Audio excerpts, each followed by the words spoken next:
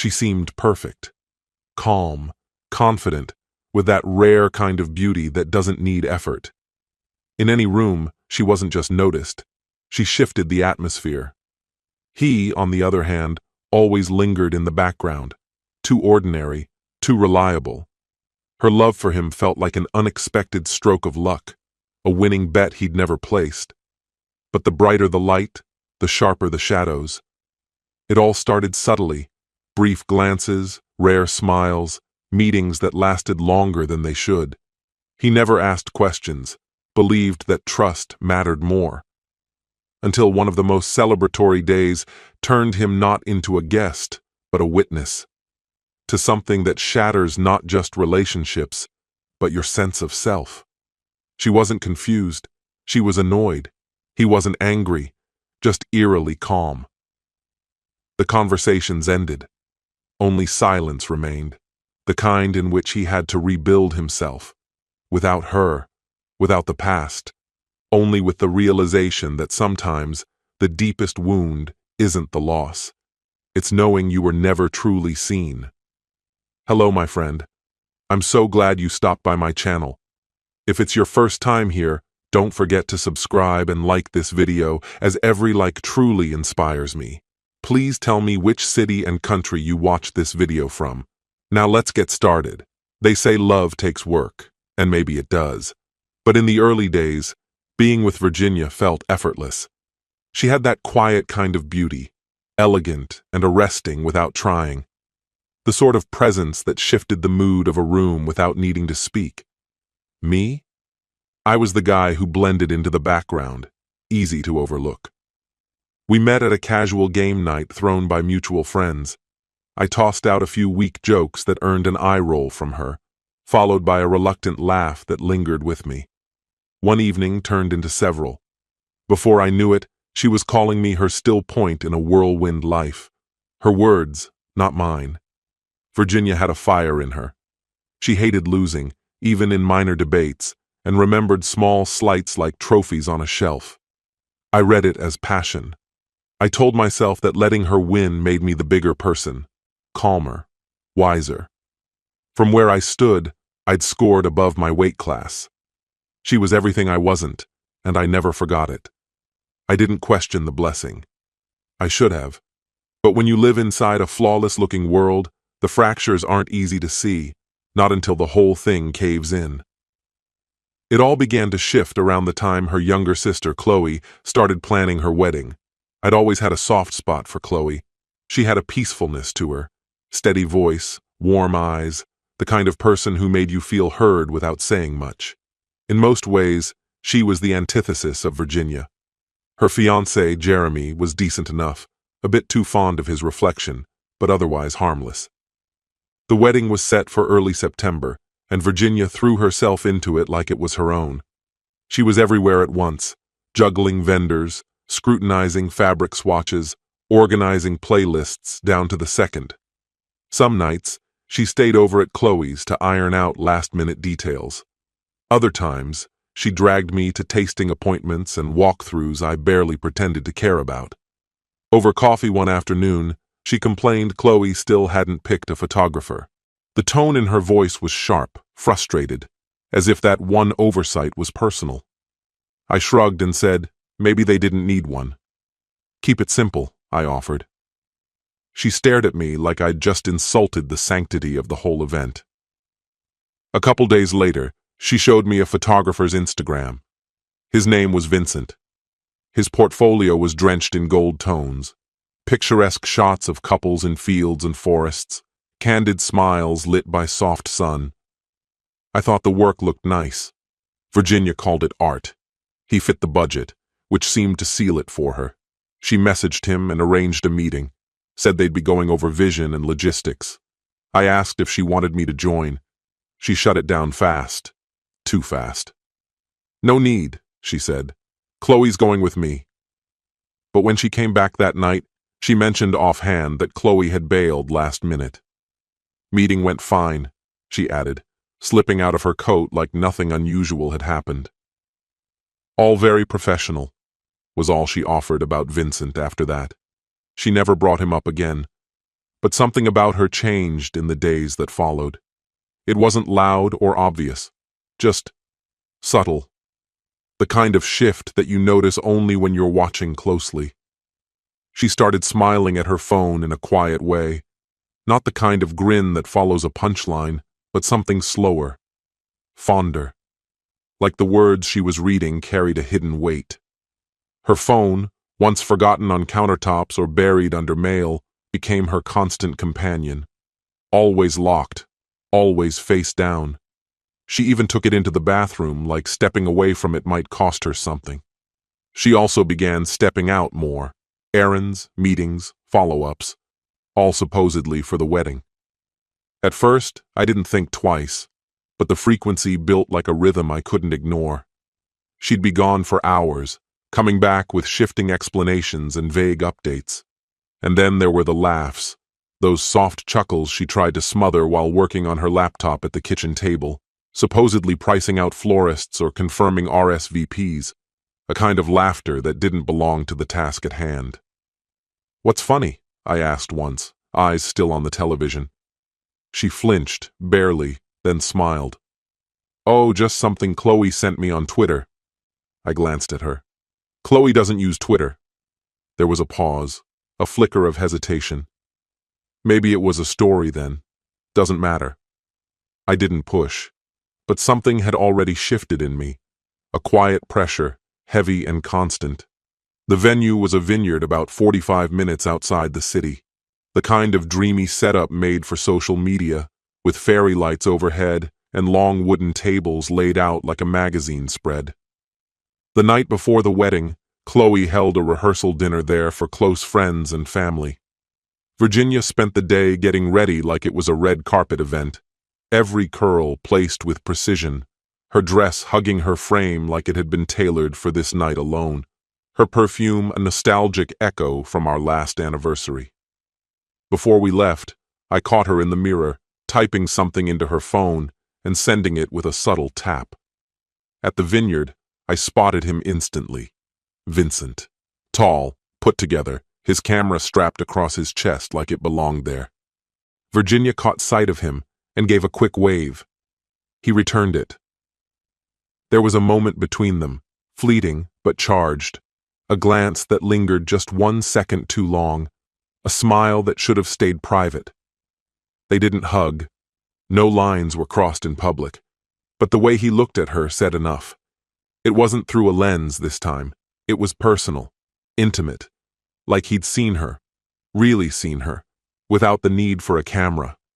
In the quiet margins. They hardly exchanged words during dinner, not when I was within earshot anyway, but I noticed the way her eyes kept drifting toward him. He'd be fiddling with his camera, adjusting settings or framing a shot, and she'd just watch, like he was some kind of artist sketching with light. And when she was sure no one else noticed, she'd flash him that smile, the same one that used to belong to me, the one she used to give her phone when she thought I wasn't watching. I leaned in close at one point, lowering my voice to just above a whisper. "You two seem awfully comfortable." She wouldn't meet my eyes. "He's just here to take photos, Daniel." "Of course," I said, even though everything in me was tightening like a vice. I didn't press, at least not outwardly, but something subtle started settling under my skin. Quiet, relentless. By the time the wedding actually arrived, the vineyard looked like a set piece from some lavish fantasy. Sunlight stretched perfectly across the hills, the flowers were in flawless bloom, and the guests looked like they'd been styled by prestige television. Chloe, the bride, was a vision, straight out of Modern Bride. She was beautiful, softly glowing. Exactly what you'd imagine when you picture someone ready to say, "I do." Jeremy, on the other hand, looked like a man on the verge of collapse. His designer suit clung to sweat before the ceremony had even started. And Virginia? She wore a deep green dress that clung to her like it had no intention of letting go. The slit ran high enough to make heads turn, and she didn't seem to care. Yes, she was gorgeous, but in a way that felt dangerous, like beauty that refuses to be owned, not even by the man who thinks he's earned it. I stayed in the background, not part of the wedding party, just the husband on purse duty, the guy adjusting centerpieces when asked, fetching drinks when no one else would. At the reception, I kept my eye on her. Not because I was jealous, not like that, but something didn't sit right. Virginia's laughter rang louder than usual. Her smile was too practiced, too wide. And now and then, her eyes would slide across the room, landing squarely on Vincent, the photographer. More than once, I caught him already watching her. At one point, he raised his camera and captured her mid-sip of wine. No pose, no pretense, just her, watching him. And then came that smile again, the one I used to wake up beside, the one I thought was mine. My stomach twisted. I told myself not to spiral, that this was all in bounds. Photographers take candid shots, people smile. That's it. But then she vanished. I didn't notice at first. The music was loud, people were dancing, and I was caught in conversation with one of Chloe's cousins. 10 minutes passed, then 15. I started scanning the room. She wasn't on the dance floor. Our table was missing her too. Her clutch sat untouched, her wine glass empty. But no sign of her. Then it hit me. Vincent was missing too. What moved through me then wasn't just doubt. It was something deeper.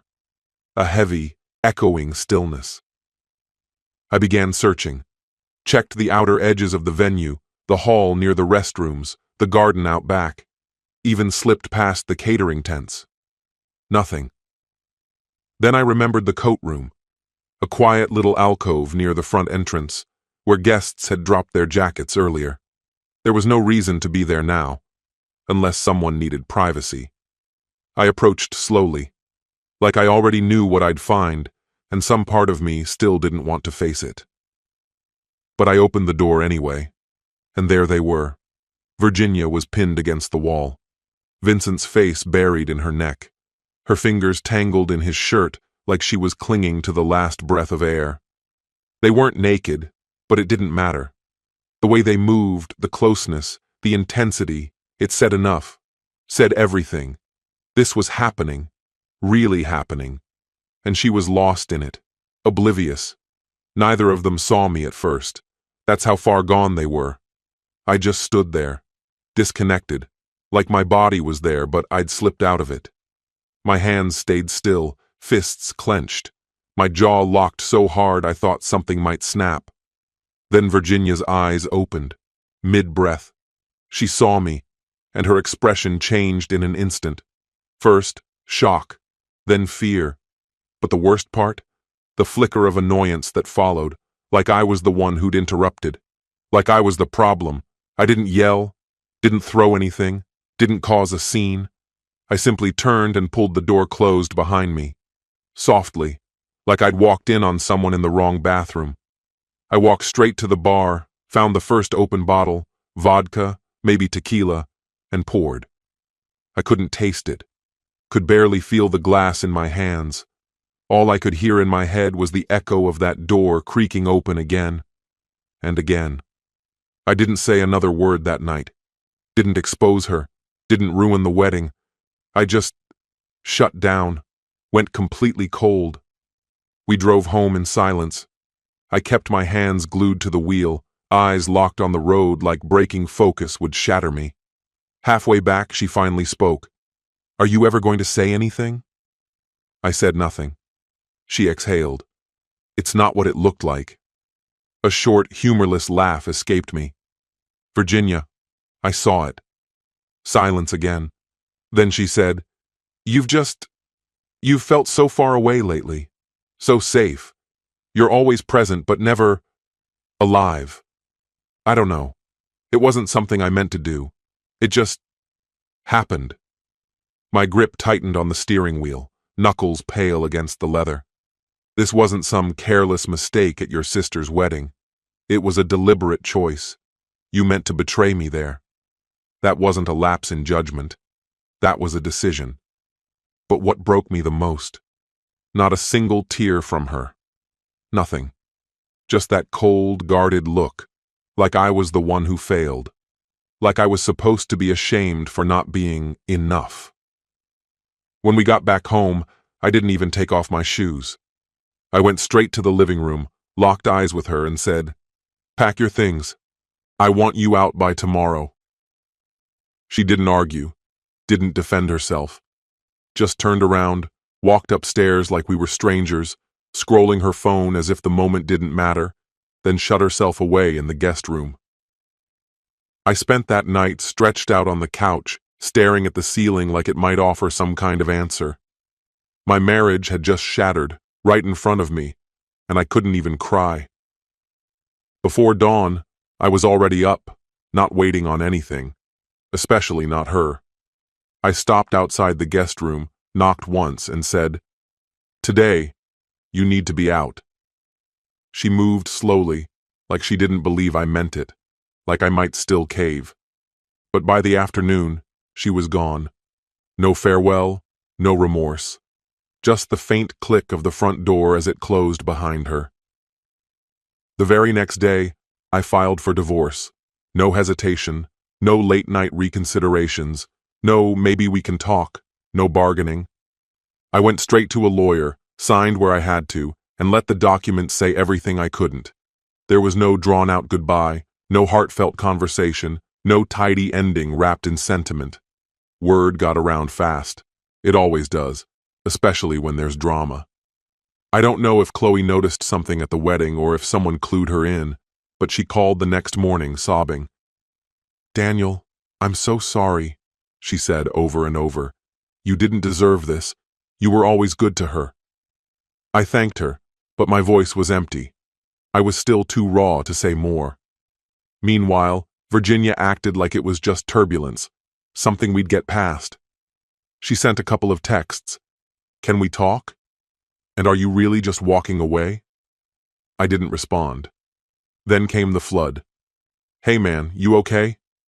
Heard what happened. I'm here if you need anything." Dude, that sucks. You didn't deserve that.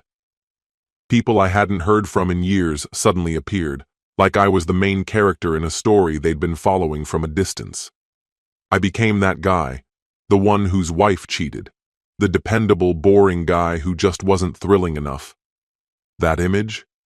I hated it even more than the betrayal. I started going on long walks at night just to escape the silence in the house. Hoodie pulled up, music turned all the way up, feet moving without direction. Sometimes I'd walk miles without realizing it. I just needed to feel something. 2 days later, Virginia came back to pick up the rest of her things. I made sure not to be home. Didn't want the awkwardness, didn't want her in my space. I left and didn't return until the sky was black again. That night, she sent a message. "I know I can't fix this. I know you don't want to hear from me, but I am sorry." I read it once, then closed it. There was nothing left to say. Over the next few weeks, I turned inward, poured everything into work, started getting up earlier, eating cleaner, hitting the gym harder, not to impress anyone, not out of spite, but because I needed to rebuild the parts of me she'd worn down. She stayed silent for a while. Then I heard through someone that her fling with Vincent had crashed not long after the wedding. Apparently, he vanished. New city, new life, didn't even say goodbye.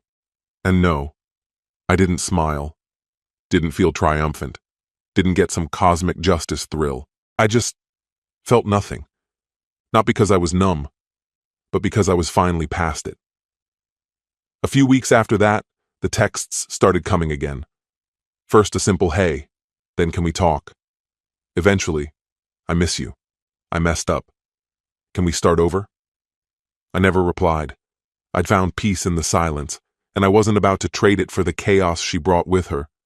I don't hate her anymore, but I've stopped worshiping her too. That's the part no one prepares you for. It's not just the betrayal that shatters you. It's realizing the person you gave your heart to never really saw you. That's the wound that takes the longest to close, but it's healing. Every single day. And I'm not looking back. This story has come to an end. What's your opinion?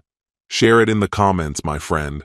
And if you like this story, check out other exciting videos on my channel. I'll say goodbye until the next video. See you.